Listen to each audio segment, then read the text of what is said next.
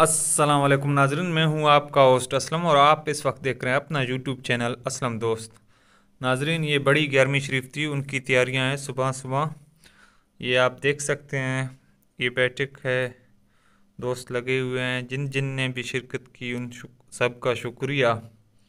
تو اس میں 7 دیگ ہم لوگوں نے چاول کی کیے، ایک بیل کاٹا۔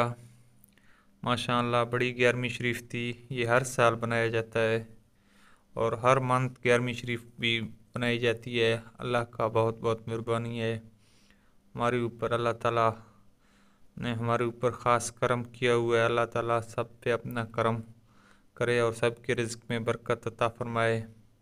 یہ سارے دوست کام کر رہے ہیں، تو ناظرین چلیے اس کو ویڈیو کو دیکھتے ہیں اینڈ تک۔ شکریہ۔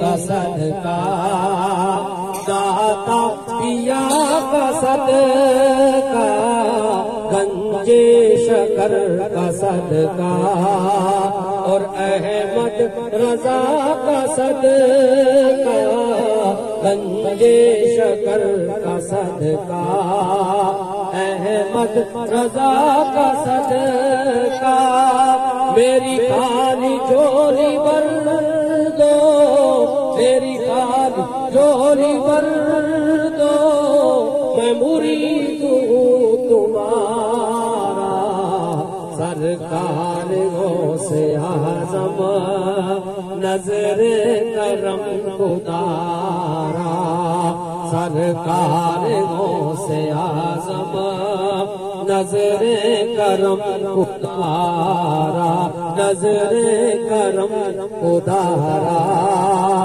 نظر کرم خدارا، سرکار غوث اعظم نظر کرم خدارا، کہ جھولی ہماری بھر دو ورنہ کہے گی دنیا، جھولی ہماری بھر دو ورنہ کہے گی دنیا، ایسے سخی کا مقصد کیا چاہتے ہو؟ اللہ تبارک و تعالیٰ کی بارگاہ اقدس کے اندر میرے حضور نے فرمایا میں التجا کروں گا، اے مالک میرے اس غلام کے نام اعمال کو دوبارہ سے تولا جائے۔ اللہ تبارک و تعالیٰ فرمائے گا اے میرے فرشتوں، جس طرح میرا محبوب کہتا ہے ویسے ویسے کرتے کرتے بلند آواز سے کہہ دیجئے سبحان اللہ۔ میرے حضور فرمائیں گے اے فرشتوں، میرے اس غلام کے نام اعمال کو دوبارہ سے تولو تاکہ میں بھی دیکھوں میرے اس غلام کی نیکیاں کیسے کم ہوتی ہیں، گناہ کیسے زیادہ ہوتے ہیں۔ جب نبی کا فرمان ہوگا فرشتے اس نبی کے غلام کے نام اعمال کو دوبارہ سے تولیں گے، اسی طرح نیکیاں کم ہو جائیں گی، گناہ بڑھ جائیں گے۔ میرے مصطفیٰ اپنی مبارک جیب سے ایک پرچی نکالیں گے، اس کے نیکیوں کے پلڑے میں ڈالیں گے، نیکیوں کا پلڑا بھاری ہو جائے گا، اللہ حکم دے گا اے میرے فرشتوں آپ اس میرے بندے کو جنت کی طرف لے جاؤ۔ میرے حضور نے فرمایا کہ جب اس شخص کو میرے غلام کو فرشتے سوئے جنت کی طرف لے کے جا رہے ہوں گے، وہ مڑ مڑ کے پھر مجھے دیکھتا ہوگا۔ اللہ میرے حضور نے فرمایا دعا کر کہے گا آپ کون سی ذی مرتبہ ہیں کہ آپ نے اس وقت میری مدد کی جب مدد کرنے والا کوئی نہ تھا. میرے حضور فرمائیں گے اے میرے غلام تو دنیا کے اندر جس نبی کی ذات پر تو محبت کی وجہ سے درود و سلام پڑھا کرتا تھا وہی درود و سلام تمہاری نجات کا ذریعہ بن گیا. دنیا کے اندر میری ذات پر محبت سے تو بھیجا کرتا تھا, اسی درود کو میں نے سنبھال کے رکھا ہوا تھا. ایک مشکل گھڑی آئے گی میرے غلام قیامت کی دن آئیں گے. فرمایا اسی درود کو سنبھال کے رکھا ہوا تھا, آج وہی درود تیری نجات کا ذریعہ بن گیا ہے. اگر چاہتے ہیں میرے نبی کا کلمہ پڑھنے والوں قیامت کے دن نجات مل جائے تو پھر ہمیں چاہیے کہ کثرت سے آقا علیہ السلام کی ذات پر درود و سلام کے نذرانے پیش کرتے رہیں. ابھی بلند آواز سے درود و سلام پڑھ لیجیے. اللہم صلی علی سیدنا و مولانا محمد النبی الأمی حبیب العالی القدر العظیم الجاہ وعلی آلہ وصحبہ وبارک وسلم. سامعین کرام, اللہ تبارک و تعالیٰ کی لا ریب کتاب قرآن پاک فرقان حمید کی آیات مقدسہ تلاوت کی ہے. سب سے پہلے اللہ کے حضور دعا گو کہ مالک و مولا حق اور سچ بیان کرنے کی توفیق عطا فرما. سامعین کرام, اللہ تبارک و تعالیٰ 11ویں سپارے کے اندر اپنی لریب کتاب میں ارشاد فرماتا ہے الا ان اولیاء اللہ لا خوف علیہم ولا هم يحزنون. اس آیات مقدسہ کا مفہوم ہے کہ جو اللہ کے اولیاء ہیں, جو اللہ کے ولی ہیں, انہیں کسی چیز کا خوف ہے نہ کسی چیز کا غم ہے. علماء کرام رحم اللہ والسلام اس آیات مقدسہ کی تفسیر میں لکھتے ہیں کہ اللہ کے ولیوں کو اس دنیا کے اندر بھی نہ کسی چیز کا خوف ہے نہ کسی چیز کا غم ہے. علماء لکھتے ہیں کہ جب اللہ کے ولی قیامت کے دن آئیں گے, قیامت کے دن بھی اللہ کے ولیوں کو نہ کسی چیز کا خوف ہوگا نہ غم ہوگا. اللہ اپنے ولیوں کو یہ مقام رتبہ عظمت و شان عطا فرمائے گا کہ دنیا کے اندر بھی وہ خوف سے بری ہیں, غم سے بری ہیں, لیکن جب قیامت کے دن اللہ کے ولی آئیں گے, قیامت کے دن بھی اللہ کے ولیوں کو نہ کسی چیز کا خوف ہوگا نہ کسی چیز کا غم ہوگا. آج ہم حضرت سیدنا غوث اعظم رضی اللہ تعالی عنہ کا مقام, مرتبہ, عظمت و شان سنیں گے کہ اللہ تبارک و تعالی نے حضرت غوث اعظم رضی اللہ تعالی عنہ کو کتنا مقام عطا فرمایا. اللہ, یہ مقام ہے حضرت غوث اعظم رضی اللہ تعالی عنہ.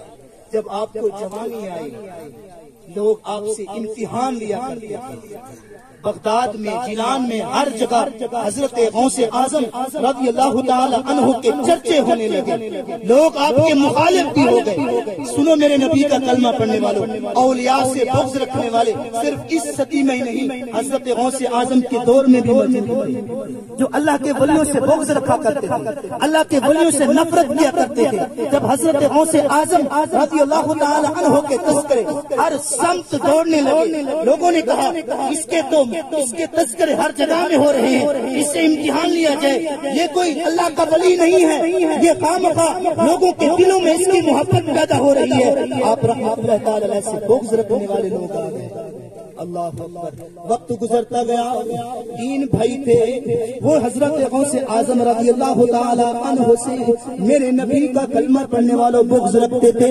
ان میں سے ایک بھائی کہنے لگا آج حضرت غوث اعظم کا امتحان لیتے ہیں, آج جا کر ان کا پردہ فاش کرتے ہیں.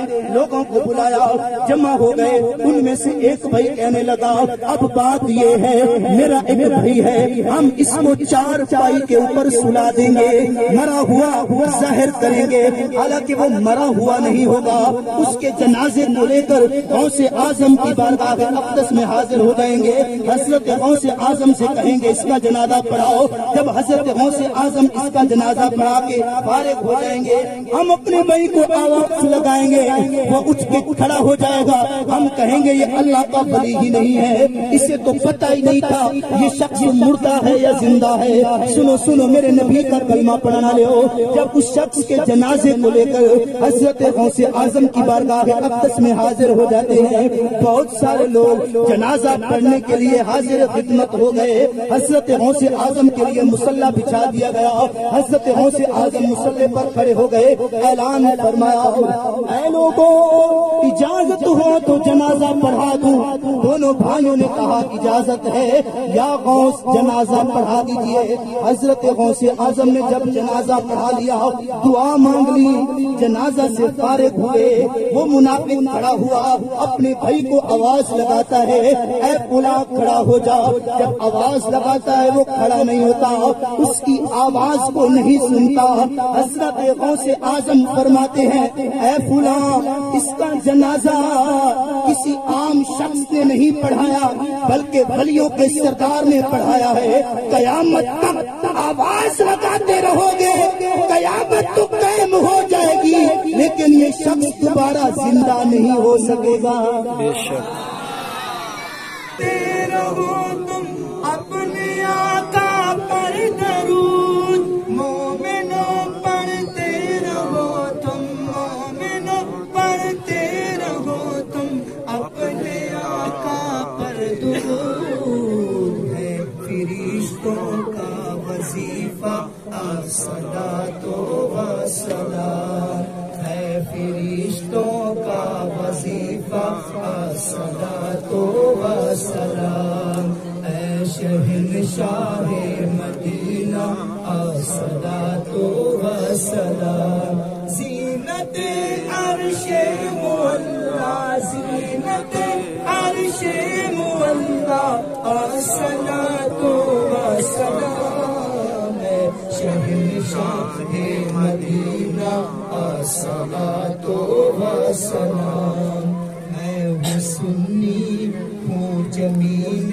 قادری مرنے کے بعد، میں ہوں سنی ہوں جمیل قادری مرنے کے بعد، میں ہوں سنی ہوں جمیل، میں ہوں سنی ہوں جمیل قادری مرنے کے بعد، میرا لاشا بھی کہے گا الصلاۃ و سلام، میرا لاشا بھی کہے گا الصلاۃ و سلام، اے شہنشاہ مدینہ الصلاۃ و سلام، زینت عرش معلا، زینت عرش معلا الصلاۃ و سلام، شہنشاہ مدینہ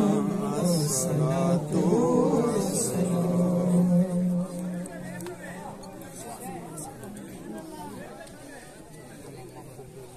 اللہ آمین۔